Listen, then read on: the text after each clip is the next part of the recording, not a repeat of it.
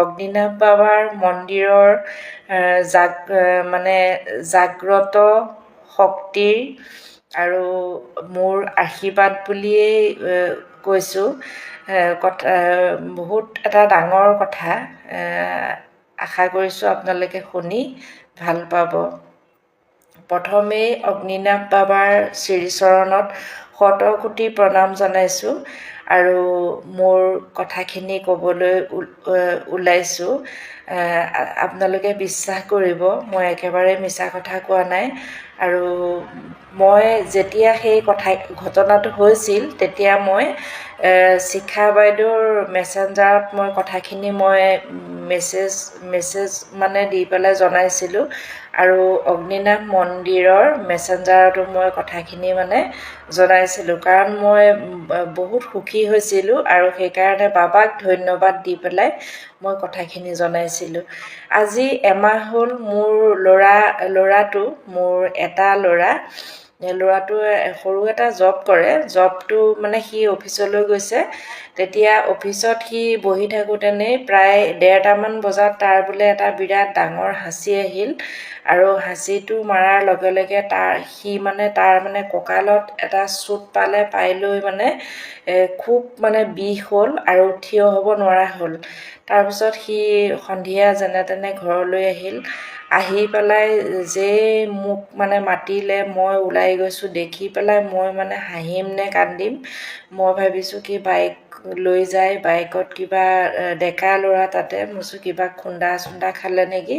তাৰপিছত বোলো কি হ'ল সোধোতে সি ক'লে মোৰ এনেকৈ এটা হাঁচি আহিল, হাঁচিটো অহাৰ লগে লগে মোৰ এনেকুৱা হৈ গ'ল। মই তাক দেখি মানে মই তাৰ আগত কোৱা নাই, কিন্তু ভিতৰি মই গোটেই মানুহজনী শেষ হৈ গৈছোঁ। যিহেতুকে তাৰ 24 বছৰ হৈছে, ল'ৰাটো একেবাৰে বেকা, এক চাইড মানে পূৰা বেকা হৈ গ'ল।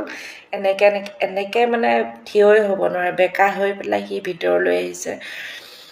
মোৰ লগত মা আছিলে, মায়ে লগালগ ভলিনী নিছে, ভলিনী স্প্ৰেটো তাক মাৰি দিওঁ বুলি মানে ৰুমলৈ সুমুৱাই লৈ গৈছে। মই কিন্তু চিধা মোৰ মই অগ্নিনাভ বাবাৰ থপনা পাতি থৈছোঁ।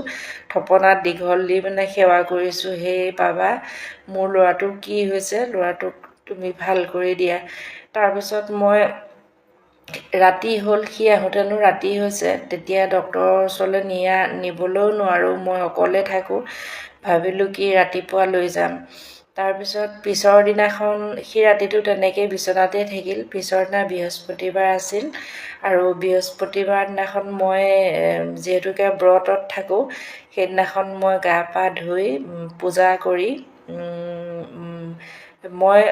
পূজা কৰি পেলাই ঘিউ চাকি জ্বলাই 3 গছ ঘিউ চাকি জ্বলাইছোঁ। মায়েও জ্বলাইছে, জ্বলাই দুয়োজনী আমি প্ৰাৰ্থনা কৰিছোঁ আৰু ভগৱান বাবাক, অগ্নিনাভ বাবাক এইটোৱে মানে প্ৰাৰ্থনা কৰিছোঁ, মোৰ ল'ৰাটো যিকোনো উপায়েৰে ল'ৰাটোক সুস্থ কৰি দিয়া প্ৰভু। মই ল'ৰাটোক এনেকৈ চাই থাকিব নোৱাৰোঁ, ল'ৰাটো সম্পূৰ্ণ মানে বেকা হৈ গ'ল। তাৰপিছত মই পূজা কৰি তাক মই মাতিলোঁ, তুমি আহা আৰু গা নোধোৱাকেই তুমি বাহিৰৰ পৰাই সেৱা কৰা। সি ক'লে নালাগে মা, মই গাটো যেনে তেনে গাটো ধুই লওঁ। তাৰপিছত সি বেকা হৈ বাথৰুমলৈ গৈছে, মই মানে চাব পৰা নাই।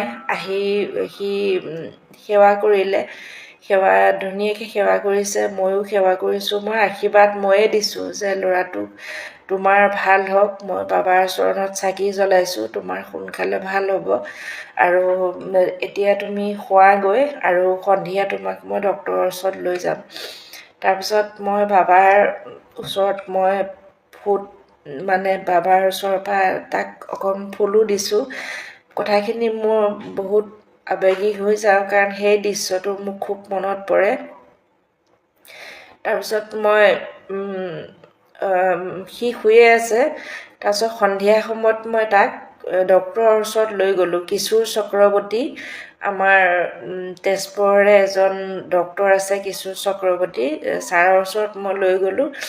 লৈ যাওঁতে মানে সেইদিনাখন কি কপাল আছিলে, ছাৰে 12জন পেচেণ্ট চায়, কিন্তু সেইদিনাখন 16জন পেচেণ্ট চাইছে। তাৰপিছত মোক তাতে কৈছে, বাইদেউ আপোনাৰ ভাগ্য ভাল, আজি 16জন পেচেণ্ট চাইছে আৰু 16 নম্বৰত আপোনাৰ ল'ৰাটোৰ নাম আছে। তাৰপিছত মই ছাৰক দেখুৱাবলৈ লৈ গৈছোঁ। তেতিয়া সি কৈছে, অ' মা মোৰ অকণ ভাল লাগিছে। যাওঁতে মই স্কুটি চলাই গৈছোঁ আৰু সি উঠি গৈছে। তাৰপিছত আগতে সি চলাই যায়, মই উঠি যাওঁ। আৰু তেনেকৈ মোৰ দুখ লাগি মানে বহুত দুখ লাগিছে আৰু যিহেতুকে মই চলাই নিছোঁ। তাৰপিছত গৈ পেলাই ডক্তৰ চালে, ছাৰে ক'লে, তুমি ইমান ডাঙৰ হাঁচি মাৰিলানে? ছাৰে হাঁহিছে, তুমি এনেকৈ দুখ পালা। ছাৰে চুইচ হৈছে কঁকালতে, এইখিনিতে এটা চুট পাইছে বুলি ক'লে। কৈ লৈ ক'লে যে তুমি 2 মাহ বেড ৰেষ্ট থাকিব লাগিব আৰু 2 মাহৰ মেডিচিন দিছোঁ। আৰু বাইক চলাব নোৱাৰা, যিহেতুকে তাৰ বাইকখন অকণমান ওখ, হিমালয়ান, তাৰ বাইকখন বহুত ওখ। ল'ৰাবিলাকে সেইবিলাক বাইকেই ভাল পায়। তাৰপিছত ছাৰে, ময়ো ক'লোঁ তাৰ বাইকখন ওখ। ছাৰে ক'লে বাইকখন নচলাবা আৰু স্কুটি নচলাবা, একোৱে নচলাবা, 2 মাহ তুমি ৰেষ্টত থাকিব লাগিব। তাৰপিছত মই তেতিয়া মানে মোৰ মানে একদম মনটো বহুত দুখ। 2 মাহ ল'ৰাটো বেডত থকাটো কেনেকৈ চাই থাকিম? ইমান ডেকা ল'ৰা, য'ত নেকি সি বিচনাত থাকিবলৈ একেবাৰে বেয়া পায়। তাৰপিছত কেনেকৈ থাকিব? ভগৱানক মই মানে ছাৰৰ মুখলৈ চাই মই বাবাকেই দেখি আছোঁ, মানে বাবাকেই মাতি আছোঁ। ছাৰে তাক চাইছে, মই ছাৰৰ মুখলৈ একেৰাহে চাই আছোঁ। মানে মই অগ্নিনাভ বাবাক যেন দেখি আছোঁ, বাবাৰ ফটোখন দেখি আছোঁ। মোৰ মনটো তেনেকুৱা লাগি আছে, মই 100 বাৰ বাবাক মাতি আছোঁ। তাৰপিছত মেডিচিন ফাৰ্মাচীলৈ গ'লোঁ। যেতিয়া মানে হেৰি দিছে, কি 2 মাহৰ মেডিচিন দিছে, মই বোলো 2 মাহৰ মেডিচিন খাব নালাগে। প্ৰথমে মই 2000 টকাৰ মেডিচিন কিনিছোঁ। মোৰ হাতত ইমান পইচাও নিয়া নাছিলোঁ, ভাবাও নাই যে ইমানখিনি টকা লাগিব। 2000 টকাৰ মেডিচিন কিনিছোঁ 20 দিনৰ। তাৰপিছত 5 দিনৰ বিষৰ দিছে আৰু বাকীখিনি কিবাকিবি দিছে, মই ইমান নাজানো। তাৰপিছত মই কিনি আনিলোঁ, 5 দিনৰটো কমপ্লিট কিনি আনিছোঁ, বাকী 15 দিনৰো টেবলেট 2 ফাইল কিনি আনিছোঁ। আনি পেলাই ছাৰে ক'লে, আজি ৰাতি খুৱাব নালাগে, কাইলৈ ৰাতিপুৱাৰ পৰা খুৱাব লাগিব, গেছৰ টেবলেট খাব লাগিব ৰাতিপুৱা, আৰু তেতিয়াহে ৰেগুলাৰ হ'ব। ৰাতি তাৰপিছত ফাৰ্মাচীৰ পৰা ওলাই পেলাই আমি 2টা চিকেন পকৰা খালোঁ। খাই লৈ পেলাই সি ক'লে, মা স্কুটিখন মই চলাই যাম। মই কৈছোঁ নালাগে, ছাৰে হাক দিছে, তুমি চলাব নালাগে, মই চলাম। তেতিয়া বহুত ৰাতি হৈ গ'ল, 10:30 হৈছে ৰাতি। সেইকাৰণে সি ক'লে তুমি চলাব নালাগে। সিয়ে চলালে। চলাই আহি বাটত মাংস কিনিলোঁ, আপেল কিনিলোঁ। মই যিহেতুকে ল'ৰাটো বিচনাত পৰি থাকিব, সেইকাৰণে বোলো আপেল, এতিয়া অলপ আপেল পাইছোঁ।